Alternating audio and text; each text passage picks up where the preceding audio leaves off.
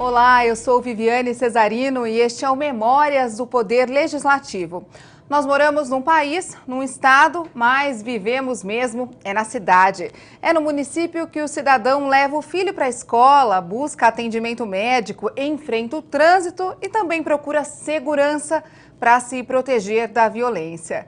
E no comando da administração pública local estão os prefeitos. Qual é a melhor forma hoje de equilibrar recursos insuficientes com despesas tão necessárias? Para falar sobre este assunto, o Memórias recebe hoje um dos principais líderes municipalistas brasileiros, Celso Giglio. Em Osasco, Celso Giglio foi vereador, prefeito, deputado federal, deputado estadual e um especialista quando o assunto é o municipalismo. Muito obrigada pela presença do senhor aqui no Memórias, é uma honra. Eu que agradeço a oportunidade de falar com tanta gente, e falar de município, e falar de legislação, e falar de política.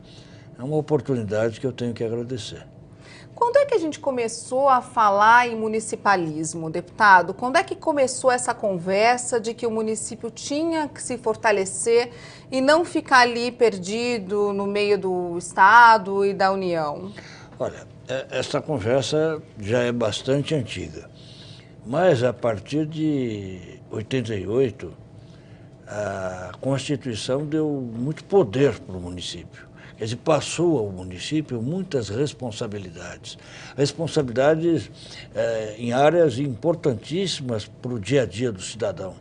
Por exemplo, saúde, educação, promoção humana. Quer dizer, o município se faz presente, pela nossa Constituição, no cotidiano assim, dos cidadãos de forma incisiva, de forma muito presente, ele é muito presente. E os recursos acabaram minguando, porque... Ao longo do tempo? De tudo que se arrecada no país, eu vou falar em números redondos, né? Mais ou menos 15% apenas ficam com os municípios, né? 25% com os estados. E o restante, 60%, com a União. É uma distribuição,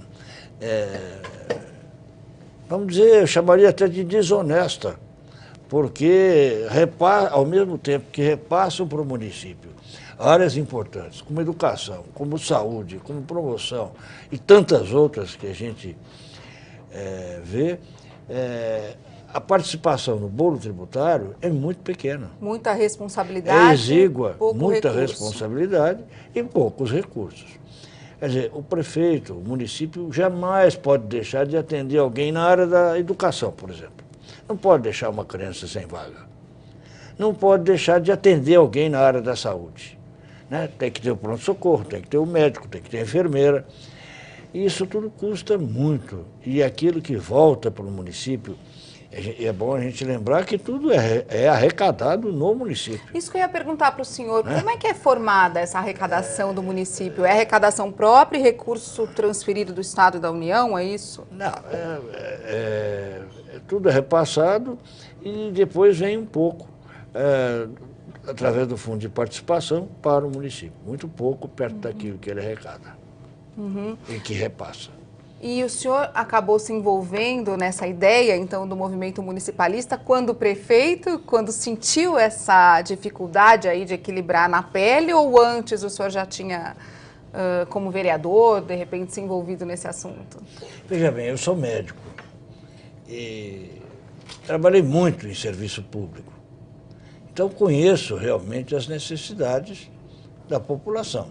Eu sei onde o cinto aperta. Eu sei onde o brasileiro mais sofre. E aperta muito? Aperta muito, aperta muito. Eu sei onde o brasileiro mais sofre. E senti isso durante os quase 30 anos que trabalhei na minha profissão como médico, em serviços públicos e no meu consultório também. Mas eu imaginava que não fosse nem tantas as dificuldades do município. Quando virei prefeito, realmente eu vi que as responsabilidades do município eram enormes. E dentro do pacto, do nosso pacto federativo, o município ocupa um lugar de destaque em responsabilidades e um lugar de pouco destaque nas verbas que lhe são repassadas e que lhe seriam devidas, né? Porque custear a saúde, custear a educação, custear a promoção humana, enfim, isso tudo custa muito dinheiro. E quando essa conta não fecha, tem uma possível punição, tem uma sanção que é a lei de responsabilidade fiscal também. E pior, eu acho que o que acontece? Ficam os prefeitos e os agentes políticos municipais, aqueles que são eleitos pela população, pelo povo, no voto, ficam com o chapeuzinho na mão, atrás dos governos estaduais e federal, pedindo socorro, pedindo uma obra aqui, uma obra ali, outra obra ali. Então, eu acho que isso está errado, porque o município é que sabe no que deve aplicar os seus recursos. E aquilo que ele vai pedir, ou que os governos, tanto estadual como federal, fazem, parece que fazem, fazendo um favor, não é favor nenhum. São recursos do próprio município que são aplicados pelo governo do estado e pelo governo federal, mais ou menos de acordo com a vontade do governador e do presidente de plantão. Parece que quando a gente olha também a história dessa questão do município, eu dei uma pesquisada aqui em alguns dos livros que o senhor escreveu sobre o assunto, essa questão do pires na mão, do chapéu na mão, também sempre aconteceu. E esse ano ela aconteceu também, como a gente teve a oportunidade de se encontrar no encontro estadual em Campos do Jordão, que foi em março, e eu vi muito o prefeito se colocando nessa condição. É verdade. E por que isso não melhora, por que isso não muda, deputado? Porque ninguém quer abrir mão daquilo que recebe. Quer dizer, o Estado acha que recebe pouco, os 25%. A União não quer abrir mão daquilo que ela recebe. Abrir mão daquilo. E, na verdade, esse poder quem teria seriam os legislativos. Legislativo estadual, legislativo federal, Câmara Federal. Mas a força desses governos é tão grande que não há discussão sobre o assunto. Não se discute. É uma força maior do que essa força local maior, que o município tem? Maior.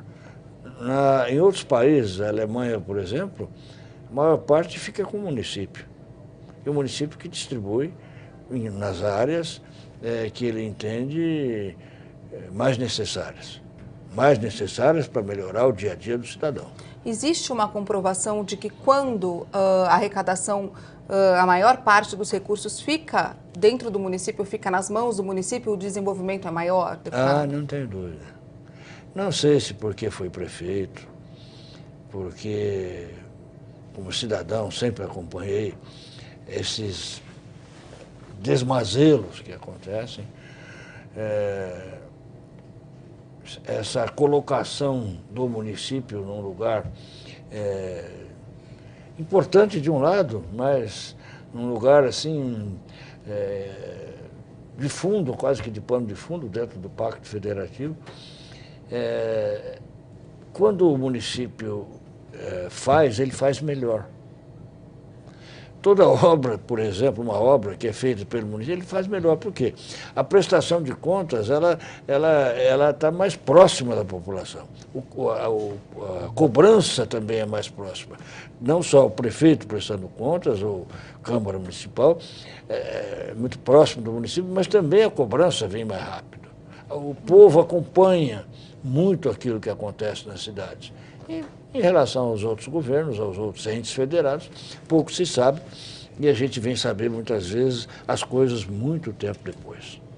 A gestão desses recursos, quando ela é informatizada ou quando ela tem as melhores ferramentas ali administrativas, ela pode ajudar essa situação a ser melhor? Claro que pode. Aproveita mais, aproveita melhor. E hoje as prefeituras estão se apressando em se equipar, né, de forma moderna para poder aproveitar melhor os recursos e para também colocar o munícipe a par daquilo que acontece. Transparência. Transparência. Eu dei uma consultada aqui quando o senhor fala de informatização, isso 10 anos atrás, ou 12 anos atrás, ou até mais, né? Que era uma questão importante para os municípios na época. A informatização. Hoje eu imagino que já deve estar tudo mais do que informatizado. Claro. E a forma de administrar a cidade é que muda. É verdade, muda bastante. E quando o senhor conversa com os prefeitos, o que eles reclamam, assim? De repente eles são modernos, tem ali tudo informatizado e a cidade não sai... Mas a choradeira é a mesma. O dinheiro não dá, a reclamação da população é grande, muito grande, porque a expectativa em relação ao prefeito é muito grande também. O prefeito... Se pudesse, se fosse possível, o povo gostaria que o prefeito fizesse chover. Não é verdade? Porque ele é tão próximo das pessoas, é fácil, pega-se no prefeito, né? As pessoas pegam no agente. E os outros agentes estão muito longe, atrás das mesas, lá nos palácios, mas quem amassa o barro mesmo é o prefeito. Então, essa expectativa é muito grande, é muito grande. E o prefeito... o poder local faz melhor do que quando o poder não é o poder local, é o poder de outra esfera de governo. Deputado, nem Estatuto das Cidades, Ministério das Cidades ajudou um pouquinho? Olha, eu não posso dizer que não ajudou, mas... porque também nós teríamos que ter um mínimo, né? O Estatuto da Cidade... uma legislação aí já até antiga, e o Ministério das Cidades também não tem a autonomia que devia ter para, de forma regional, resolver problemas de vários municípios, né? A gente percebe que o poder está muito centralizado na mão do presidente, na mão dos governadores, né? E aquilo que é feito nos municípios parece sempre que está sendo feito assim por quase que de favor, né? E os governos, então, de outros órgãos se tornam poderosos. Puxa vida, eu fiz isso para aquela cidade. Não é nada disso. E questão política, como é que ela entra quando, de repente, o prefeito, que é o gestor ali local, tem partido... o governador outro, o presidente outro, aí fica pior a situação? Olha, não é que eu esteja defendendo aqui o meu partido, o meu governador, o governador Geraldo Alckmin não olha partido. Ele atende os municípios indistintamente. Tem que ser justo e dizer isso. O governador atende todos os prefeitos e todos os partidos da melhor forma que pode, com as limitações que tem também. Mas existem casos em que os governos atendem preferencialmente aqueles que são do partido do governador ou do partido do presidente, né? Então, que existe essa proteção, não em São Paulo, mas em outros estados, com certeza existe. Qual que é a opinião do senhor sobre esse tipo de proteção? Eu acho um absurdo. Eu acho um absurdo. Tanto o prefeito levar para a prefeitura assim, a sua facção política ou fazer da prefeitura um ponto de apoio para o seu partido político, e como eu, em relação ao governador também. Eu acho que os governos têm que governar independentemente de partidos políticos.